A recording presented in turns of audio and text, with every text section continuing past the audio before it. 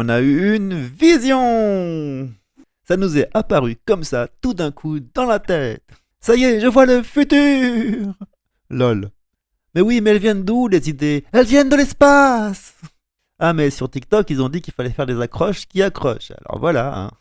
La question est de savoir comment relier la violence et le déni. Nous savons que l'aliénation est une obstination qui assume l'absence de quelque chose. Le déni est à la fois ce sur quoi repose la violence et ce qu'elle impose. Violence et déni sont en quelque sorte opposés. On peut même dire qu'ils fonctionnent ensemble. Pour faire reposer cette impression sur des connaissances concrètes, on peut s'attacher à étudier quelques secondes ce qu'on appelle les 8 étapes du deuil. Telles qu'elles sont établies, ces étapes semblent convaincantes. Ce sont le choc, puis le déni, puis la colère, puis arrive le moment du marchandage, la tristesse, la résignation et enfin l'acceptation. Le terme de colère est celui de la violence, que nous avons requalifié en sentiment. Mais avant tout, il s'agit bien de colère. Les deux se suivent dans ce cheminement. Il nous est apparu flagrant que cette suite révèle une structure, telle que nous la nommons.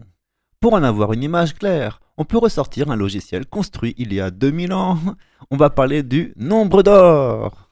Comment ça marche? On place les ratios de la suite de Fibonacci sur un graphique animé. Et là, ce qu'on observe est fascinant. Car ce qu'on voit apparaître sous nos yeux ébahis est une homéostasie.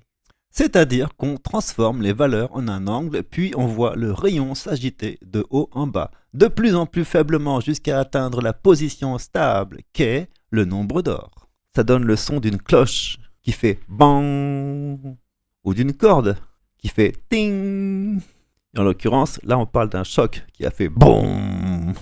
Mais en tout état de cause, ce qu'on observe est avant tout et en premier lieu la stabilisation des émotions par un jeu d'opposition de moins en moins opposé.